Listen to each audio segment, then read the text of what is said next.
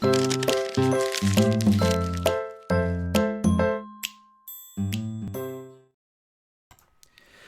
is up, guys? Welcome back to this next video. It's video 4 in the Lumberjack Underground tutorial. We're going to be going over the input and init function. So what we're going to need to do first is we need to create a new JavaScript file. Let's just jump right in. We'll call it input.js. Inside of that, we will modularize it. Basically just means make it into an object, literal. And I am going to set one of the properties on there as a function and call it init. If you notice, guys, there's a pattern here. All of our modules are going to have an init and an update function. The init, again, this is not a semicolon, sorry. The init gets called one time at the very beginning, and then our update gets called every single tick. So in this episode, we're actually going to be going over this init function. And what we need to do, what we need to remember to do is we need to call this script file or import this script. So let's go ahead and do that real quick. We'll set it to the JavaScript folder, input. This order is important, guys. It needs to go before the game.js file. Let's save that. Let's go over to our game. So we need to call this input, and to make sure we the input init function, to make sure we only call it once, we're going to do it inside of our game init function. So what I'll do is right here, before we hit the game loop, let's do let's do input.init, and let's pass in the data as well. Okay, now let me check my notes here, see where we're at. So we passed in on the input.init, we passed in the data. Let's go over to our init function on the input object. What we're going to be doing here is we are going to be getting the information on whether or not a key was pressed and which key was pressed throughout the game. So in this game, it's going to be our lumberjack man that's running and jumping. So we're going to use the arrow keys. So what I'm going to do is I'm going to, inside of our init function, I'm going to set this equal to self, because it just makes things easier when we're working with jQuery and we're inside of jQuery objects. So what we're going to do is we are going to get the jQuery object to the window, and I'm going to say on, and this is going to be a key up event. I'm going to pass in a callback function that gives us, there we go, an event that we can pass through. Hey, where did that go? Oh, I must be on insert. Okay, there we go. And what I need to do is on this input object, let's go down to the bottom here and add, I need to add an isDown function. Actually, let's make this helpers. So let's do helpers. This is on the input object here. I'll set it equal to a function, just like that. And actually, let's make it an object. So this is just file structure, guys. I'm going to put my helper methods that we'll use here in the init function and anywhere throughout the input file inside of a helpers kind of container, more or less. So I'll do isDown, set that equal to a function, and also we need an isPressed method as well.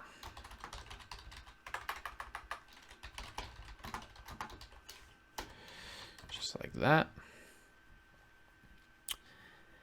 Let's go ahead and also inside of this helpers container, let's create a down object and a pressed object. So those will just be containers for when a key is pressed down and when it's pressed, just pressed. The isDown method, all it's going to do is return the input dot helpers dot down in the code. So we'll pass in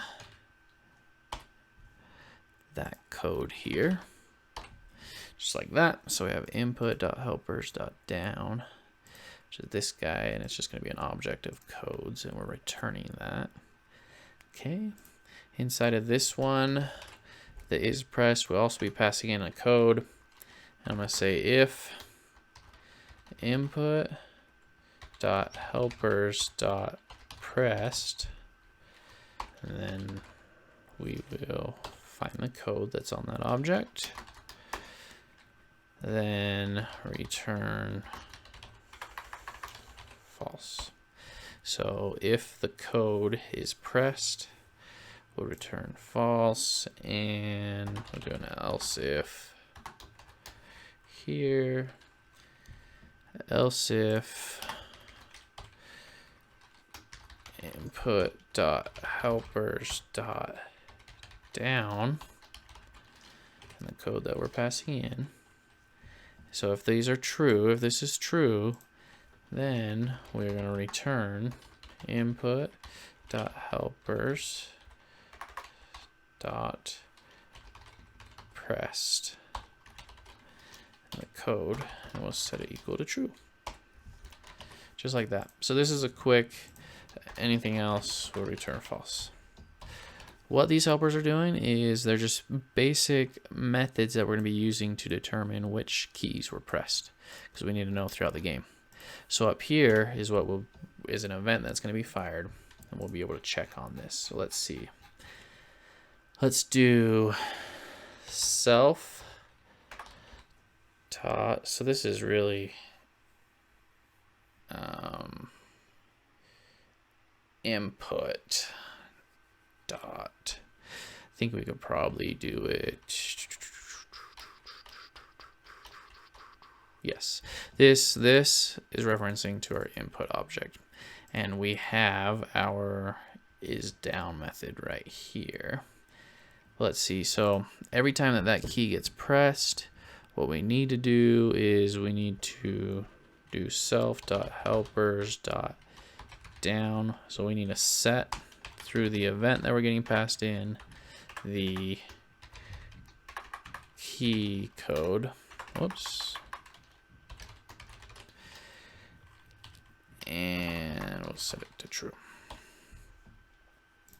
Okay. And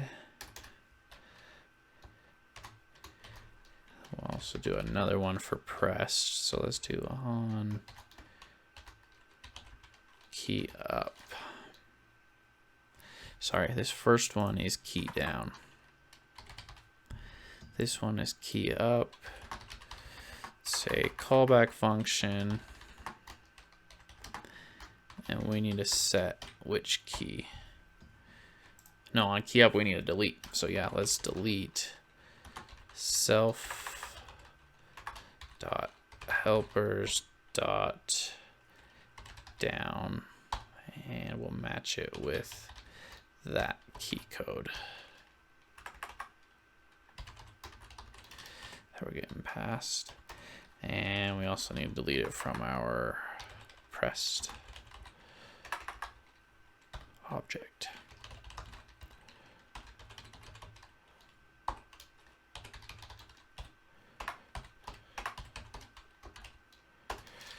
Just like that, guys. Okay, so basically what's happening here, let me try to explain, because it's a little bit hard to explain when I was trying to refresh myself with the code.